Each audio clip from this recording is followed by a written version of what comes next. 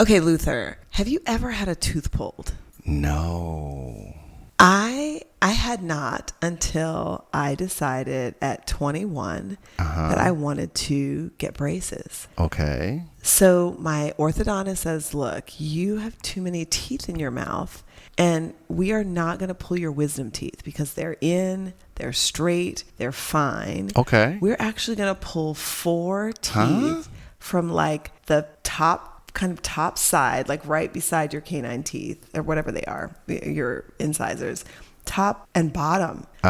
So I go to this dentist and she does not give me sufficient numbing and starts yanking my teeth out of my mouth. What? It was one of the worst experiences I've ever had. So I start crying, like I'm crying because she is like, and I'm like, I really feel it. I'm in a lot of pain. And she goes, I've had 12-year-olds who haven't cried through this. I was like, what?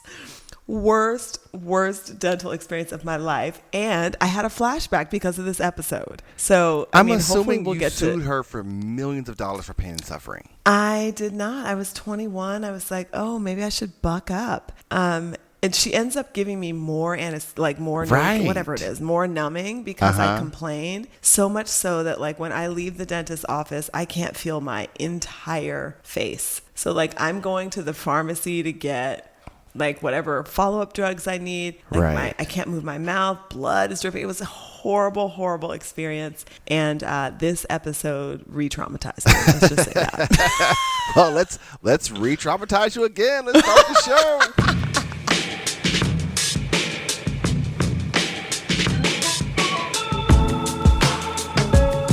Hey everyone, I am Luther Palmer, and this is One Episode Stand, the podcast that helps you figure out what to watch and what to skip.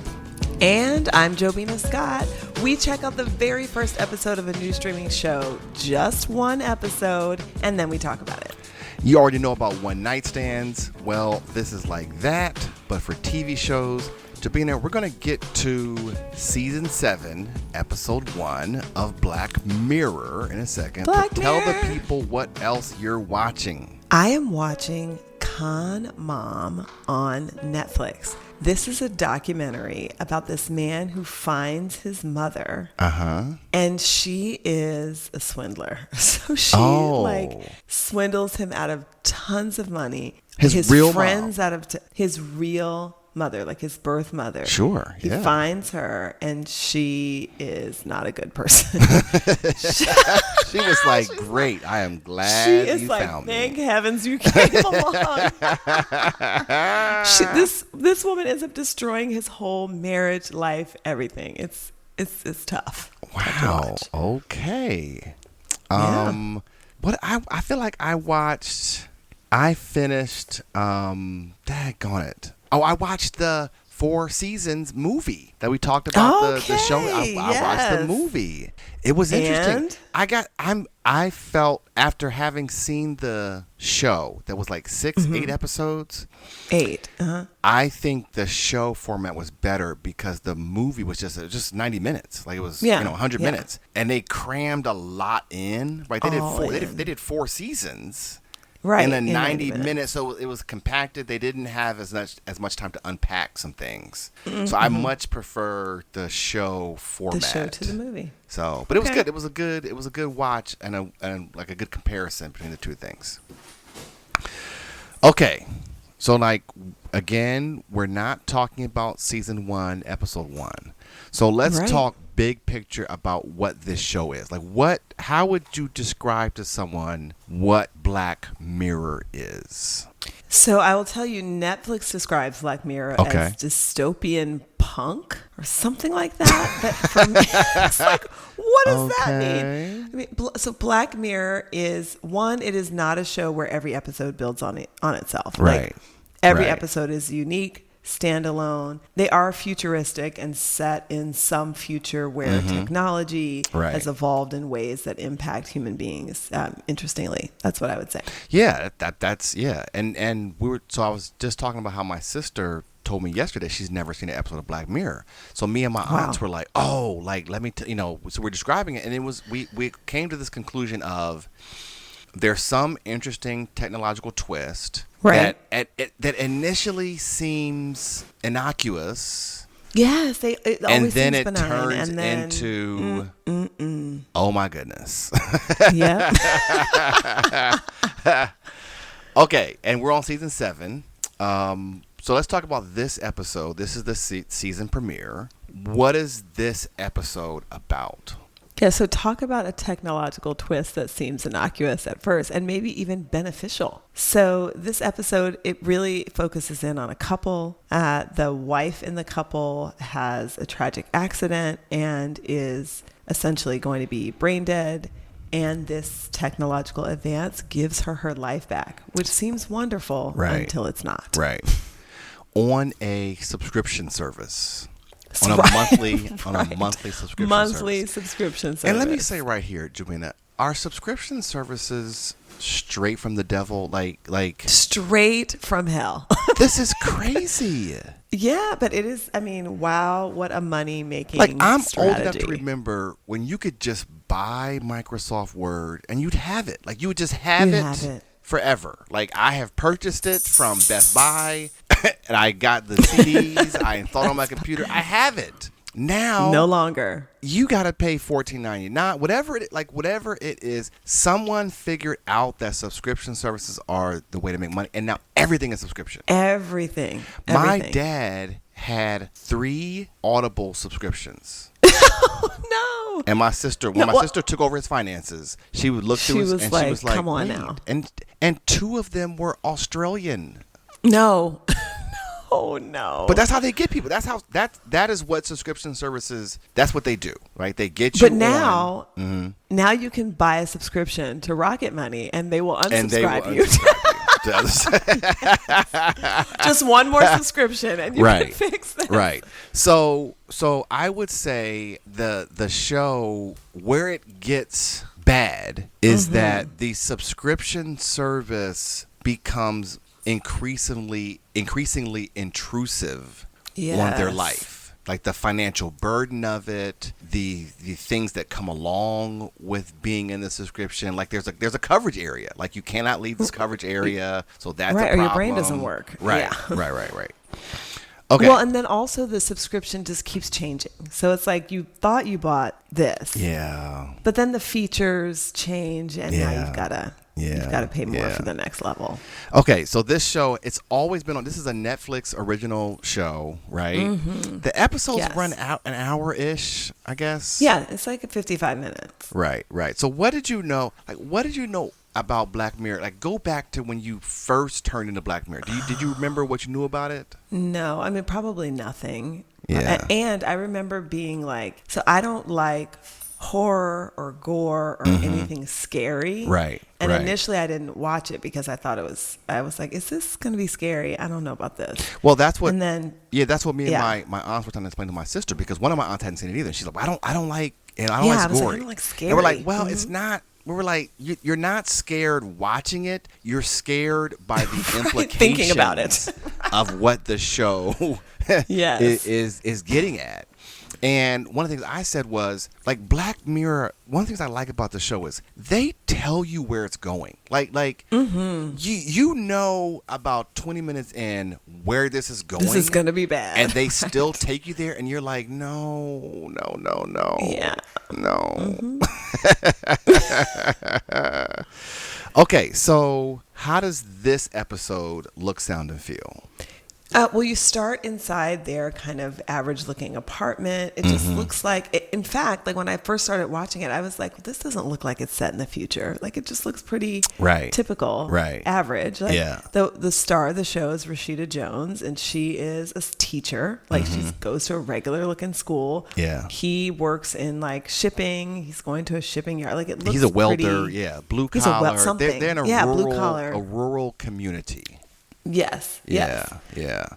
And it's slow. I would say it's slow moving. It's slow. right? Yeah. And it's kind of dark. Like a lot of the It's scenes hazy. are dark. Doesn't it feel it's hazy? Yeah. Like where he works, it's like kind of darkish, and their home is kind of dark, which is like Black Mirror's thing. They set the mood. They set the stage. Yeah. They set the stage for darkness. Okay, so let's talk about what the show really is about. Like, what are they really getting at? Because, like I said, the subscription service infringes on their life, but they need the subscription service to keep her alive. Right. So one of the things that came up is, like, what is the cost that people are willing to pay to extend their life? And we all have been involved with people who are elderly and getting old, or have contracted diseases or cancer.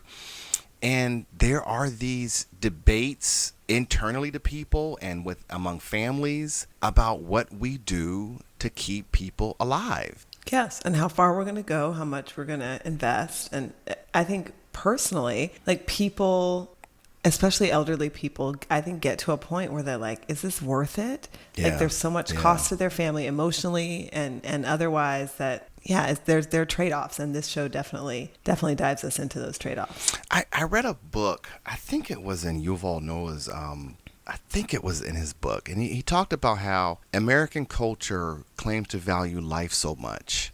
But we don't let people die until we've sucked all the life out of them, and what we're looking at no longer resembles a life. Ooh. And I was like, wow. And he was sort of advocating of, like, it doesn't, like, we don't have to wait until we no longer can recognize life in this person before we let them go. Before a person can choose to, I'm ready to stop fighting. There's all this literature, and I shouldn't say all this because it's actually understudied, about end-of-life care and the conversations doctors have with patients, and the way that patients feel pressure to fight because their family doesn't want to let them go. So patients have this pressure to, like, I'm going to try this new surgery. I'm going to try this experimental procedure. I'm going to try this. And there are a handful of doctors out there that are saying, we need to be having different conversations about end-of-life care. Or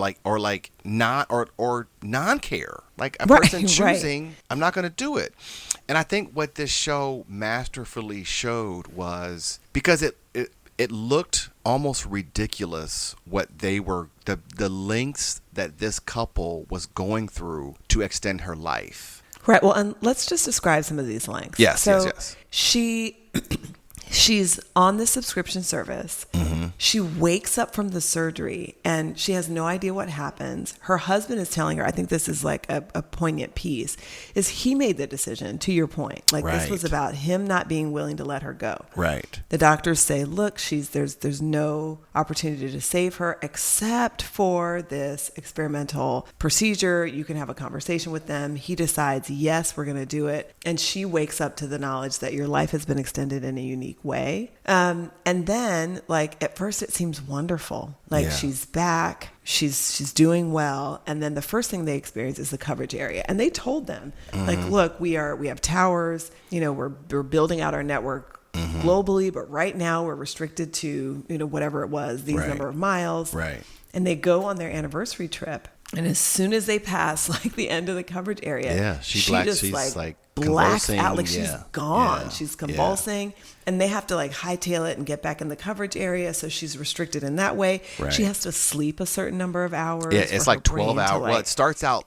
Yeah. It starts out lower. Right? It starts out lower, and then she needs more and more sleep. Then more and more and more sleep, and then the crazy thing happens to her. She's a teacher. She's at school, and she's talking, and ads start running through her brain and out of her mouth. Right. That was the worst. Yeah.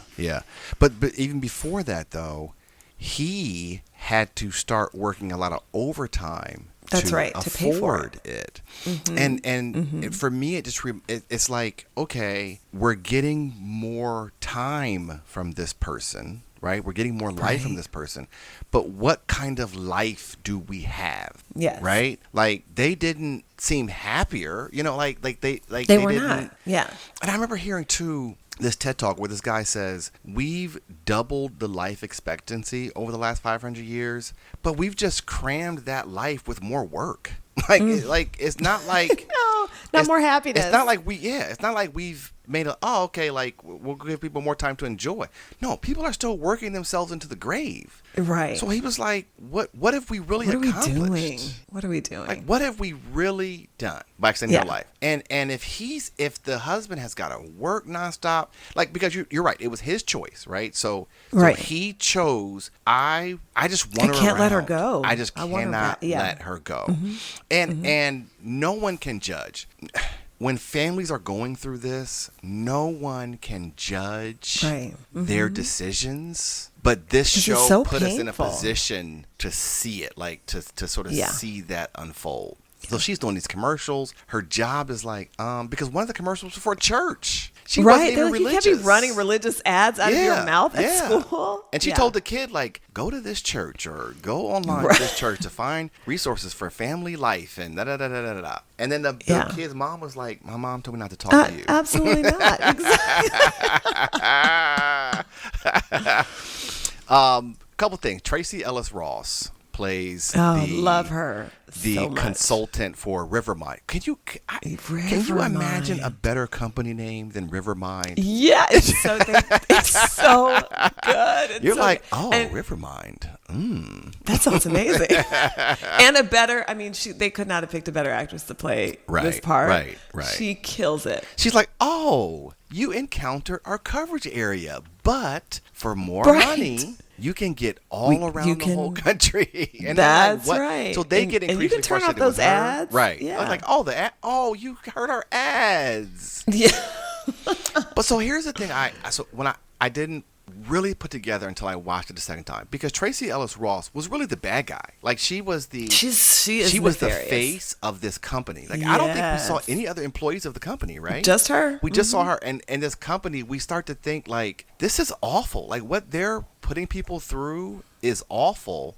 But they are extending people's lives, so that's good. But then I remember she's also a patient of this procedure. Yeah, she has And I wondered if her cruelty, right? Like, I wonder if her cruelty was a product of her trying to afford her own life being extended. Like, we're all in the system, there's this sense that like CEOs are the problem. But when you go look at CEOs' lives, like, they're not happy either. They're not happy. Like, and she wasn't happy. We're all right. She wasn't happy. Like, we're all in the system, and no one is saying the system is fundamentally flawed. And here we have Tracee Ellis Ross, like, this system of, like, extracting as much money as humanly possible from people, from and desperate forcing people. forcing them to do desperate things. Like you said, like early on in the show, he sees a coworker watching this internet show where people do ridiculous, painful, humiliating things for money, and we see it. Like, we see he's going to be doing this.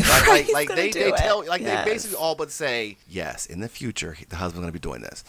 And then he does so much so that, to my opening, he is yanking out his own teeth on a webcam that people have for said, money. We'll give you $90, we'll give you $100 so that he can afford Rivermind's Plus service. Right, Plus. Well, the moment where I was like, Tracee Ellis Ross is an agent of the devil is when she's like, oh no, now premium is standard. Like, you paid for Plus, but that's standard now. That's standard now. So now you have to go up to premium or whatever the next level was. No, it was Rivermind Lux. That's what she said. Lux.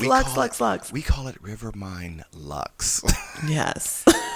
A mess. Okay, any other deeper thing, like any other, or like just noticeable things that came up for you in the show? Well, you were getting there around, like, should we not have more agency over when we are done fighting for our lives? And of course, there are options for people. People leave the country, they go to states where it's legal, where they can have a medically assisted path to end their life, but it is highly controversial. it costs a lot of money and it's not available to everybody. Like some people just have to keep going unless they just say like, don't take me to the hospital anymore. I don't want to go back. Right. You know, they could face a painful end. This is more humane and gives people an opportunity to, in the presence of their loved ones, you know, take a cocktail of drugs and sleep away. Yeah. And so I'm curious about, I mean, none of us know what we would do, but like, where are you on this idea that people should have more control? Yeah, there's a guy on social media who he said that he describes himself as having drug-resistant bipolar disorder. So the drugs are not the drugs are not helping his bipolar. And I think he looks like he's mid-30s, maybe 40s, because you know, black don't crack. But he said, I'm going to end my life, and he's doing this thing where he's like going to strangers' houses to have dinner. To like have these human moments. I've heard of this, yes. And he's just like, I'm going to end it. Like I'm not going to live out my life in this horrible like bipolar. You know, I think there's a new word for bipolar these days. We grew up calling it bipolar, dissociative, something like that. Personality dissociative disease, something like that. And I'm relieved for him that people get to make this choice. I don't know when the switch turned for me, but I'm no longer a person who thinks life must be fought for at every turn. I just don't feel that way about life. Like people feel like life is a gift and we have to cherish it. Life is okay. Like I enjoy my life. It's okay. Life is okay. But at the same time, I also have so much privilege in my life. I'm healthy. Right. I have good relationships. I don't have trauma. I don't have trauma. So for me to sit up here and tell someone else that they need to be thankful for their life, like I'm just not. I'm not that guy. I'm not that guy. Where are you? So I mean, I feel like this is the debate. So the guy with bipolar versus the person who's dying of terminal cancer. Right. Like. I feel like people want to draw a line between people who are already en route versus people who are making a conscious choice, to your point, that I don't want to live life if this is what it is. So, I mean, in some ways I'm conflicted, and like, I mean, he should pursue what makes sense for him. Yeah. And people should. And I wish people had more rights and more agency around death. And we talked about this with Dying for Sex. Like there is just so much fear and stigma around the process of dying anyway. Yeah. That I think it just constrains people in ways that I think extend pain in a lot of cases. Jobina, I'm okay with a person who is perfectly healthy being like, I'm good. Like I'm good. Like I'm good. But what about, so I think people who are not okay with it are thinking about the impact to the people who love this person. I mean, that was the whole like conflict in this episode, is that she was ready to go. She felt like, okay, all the things that we're doing to extend my life are not giving me a high quality of life. I'm having to sleep 16 hours. I'm miserable. I'm running ads out of my mouth. Like, this is not what I want. And yet her husband, like for him, he just could not face the pain of losing her. And I think so many people feel like, yeah, but what about the consequences to people that love you? Because sometimes the person who's making that decision have children that are dependent on them, you know, spouses, mothers, fathers, who are all going to be devastated by their loss. But in no world would I say that their feelings are more important than his feelings about his own life. Like there's no world. Okay, you made a point about kids dependent, and then what happens to the kids. But a person can still make that decision. Like I'm aware of the strain that this is going to cause on people, and I still want to do it. I've always been the person who, as my parents get older, my feelings are way down on the list compared to what your feelings are, right? Like I'm not going to make any decisions based upon what I want. What I feel. Like it's your life. Like I want you, like if you don't want to do nursing home, if you don't want to do this, like we're going to try this, but it's not about me. It's just, and if a person says I'm 48 years old, I've done the things, I'm happy because I've chosen the number of 75. When I'm 75, I want to leave the party while it's still good. Yeah. I don't want the decline. Well, I'm already in the decline. Let me just be clear. My knees were like, sir, you are already the decline in the has commenced. Oh my God. But I don't want to be a burden. I don't want to get to a point where I don't realize I'm a burden, right? Like my mind is starting to go. So I just want to, like, at 75, I'm good, y'all, because Jobina, that's 27 more years. If I don't do it, whatever I want to do, and whatever's on my bucket list, if I don't, I got 27 years to do it. If I don't, like, what else is there to do? But Luther, think about how quickly the first 27 years of your life went by. And like, I don't know. So I have a friend who set the number at 70. Yeah. Like, he was turning 50. He's like, I got 20 more years. 20 more years. 20 more years that I want to do things. And then, like, I'd rather be out. And I'm like, oh God, I think people just want to experience that one next thing. I think we talked about this with Dying for Sex. Yeah. You have children and you think, I want to see my kids grow up. But then they have children and you're like, well, I sure would love to go to my granddaughter's graduation. What? Like, why? Like, so it's just... Like, why? I don't know. And I'm thinking, as a 48-year-old man, I'm thinking, my granddaughter's graduation, like, is that the thing that's going to put the... Is that a thing? Is that the, like, yeah, now I did that. That is the like, cherry on top of your life. Now I can go. Is. Like, no. But I think when you're 48, you're in a position to understand there's no, that's not the cherry on top that you think it's going to be. But when you're 88, you think it is. So I'm just like, when I'm 75, while I am still of this mind, I'm ready to go, y'all. Like, I did it. I did all the things. And look, you did all. And even if you didn't, because you may not have. I will. When I'm 75, Jobina, I will have done all the things. You will have done. Believe you me. Believe you me. Oh goodness, you will have done all the things. All the things, and I'll be like, you know what? It's been good, because I actually thought about that. For me, it's my kids. Like, you know, you think, like, if I get into a car accident and I die, I would be like, man, it would suck for my kids to grow up without a father, right? But other than that, I'm not that I'm complete, but I'm whole. Like, I feel like Luther Palmer is whole. Is a whole person. And if y'all hear that something happened to me, do not believe that I committed suicide in this moment, because I'm not. Oh God, then I shouldn't have laughed. I thought you were going somewhere else. No. I'm not here saying, like, I'm ready to go and I might not. No, like, still question the police, because if that's the story they try to tell, it's not that. Oh Lord. Oh, you know what? The other thing that came up in the show. So early on, when she's in the hospital, the doctor comes to him and she's describing. She says, like, something about parietal lobe or something, and he cuts her off and he says, "Is she gonna be okay?" Like, right. And that's very much me in the hospital. I'm not a diagnosis person. I'm a prognosis person. Like, I don't care what artery, what gland, what blood pressure, is she gonna be okay? So when someone asks me, like, well, how's your father? I'm like, here's the prognosis. Like, I don't know. Like, I just don't remember the diagnosis.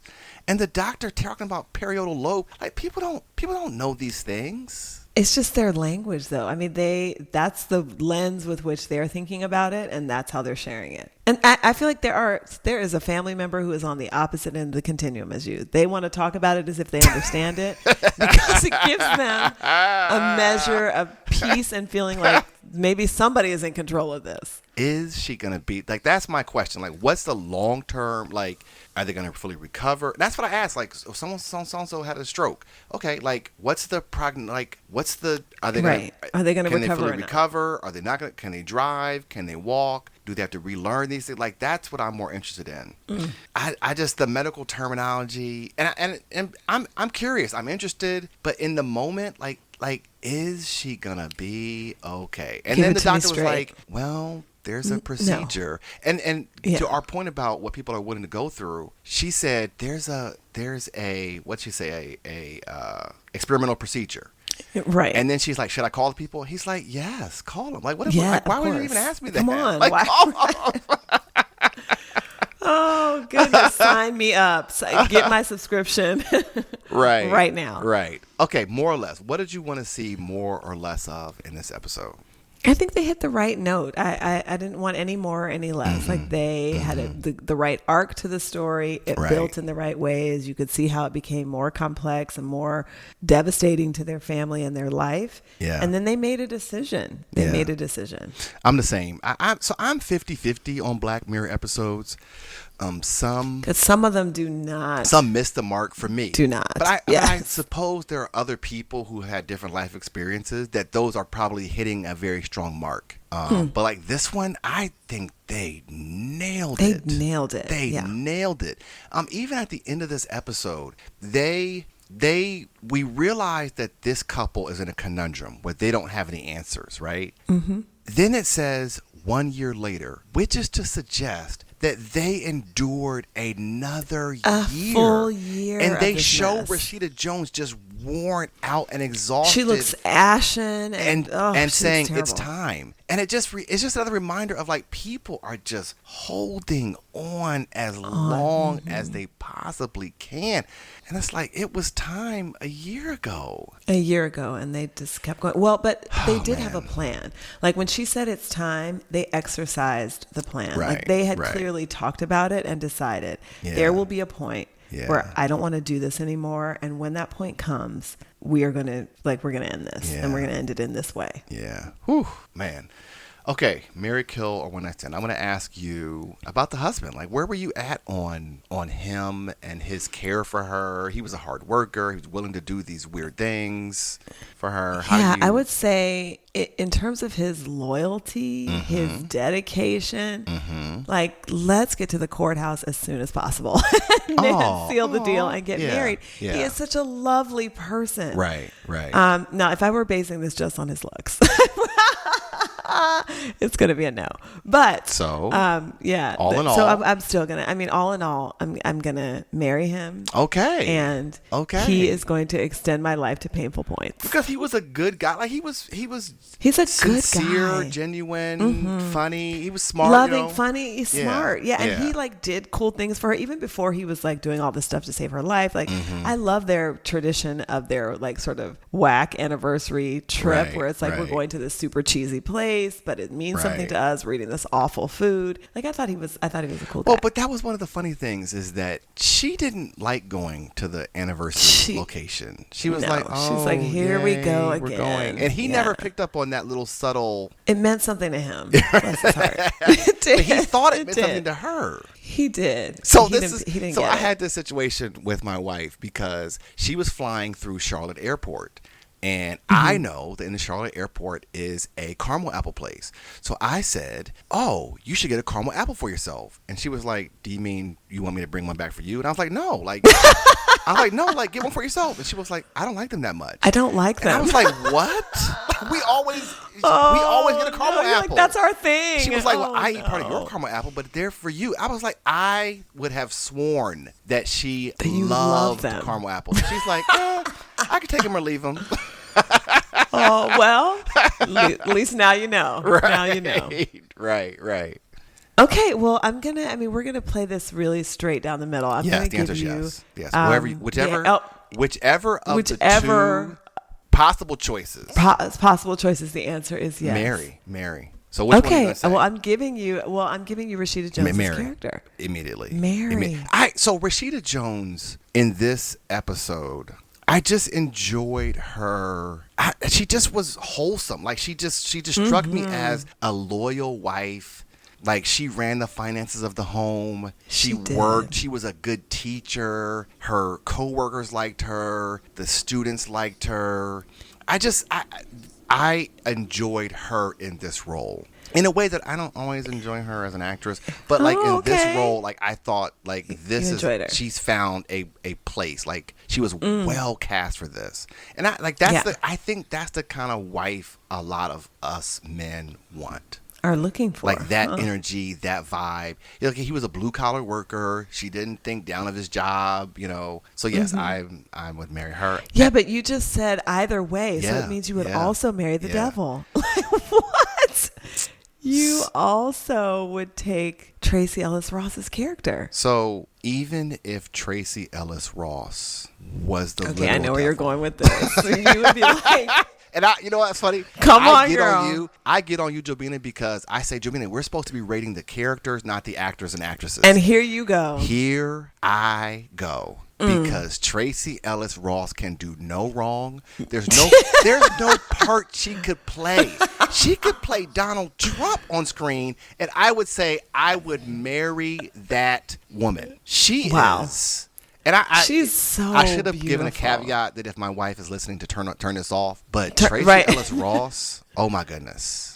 Oh, she is my amazing. Goodness. So yes, I'm whatever her name, River Mind Executive #1, whatever her name was on the show. but you know, the second time I watched it, and I thought like, well, she's also a patient of this company, so this might, you know, her coldness, you know, might have been a part of that. Like she probably went home and struggled herself with this. She went through all of those things. Yeah. So that gave me more compassion for her, right? Of like, yeah, and she probably probably has to work there because they're giving her some discounts on the whatever you're getting, like the employee rate. She has to keep doing because if you think about Rashida Jones, the wife character, what if something happened to Tracee Ellis Ross and the company offered her like, hey, we'll give you Rivermind Lux to come work for the company as an employee and to sell it. She would have to. I mean, if he's willing to pull out his teeth, if he's willing to pull out a whole tooth, what would she do? And that's what I felt like Tracee Ellis Ross was doing. And as a compassionate husband, I would be a shoulder for her to cry there on. for her when she came home at night. Oh my goodness.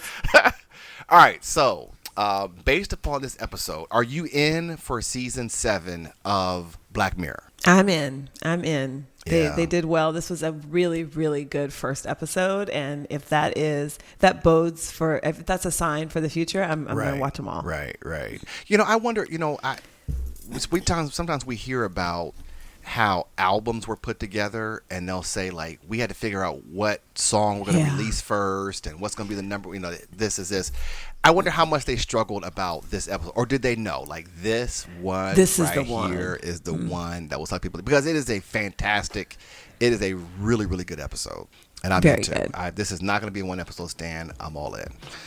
All right. I think we got all the things. Thank you all for listening to One Episode Stand. If you enjoyed this episode, you can subscribe to the podcast to be alerted when new episodes drop. If you're listening on iTunes, please give us a rating. The theme music is Freedom by Paradox Hip Hop, and we'll be back next time with another series premiere or season premiere. Jobina, let's end on this. Every story has a moral. What was the moral of this episode? Yeah, the moral of this episode is that most men are looking for a wholesome woman to be their wife. Yeah. However, if you look like Tracee Ellis Ross, you can be the devil. You can be the absolute devil. And you could at least win Luther Palmer's heart. Ain't that the truth? That is the moral of the story. Get your Tracee Ellis Ross all the way on. Get it on. All right, see y'all next time. Bye, everybody.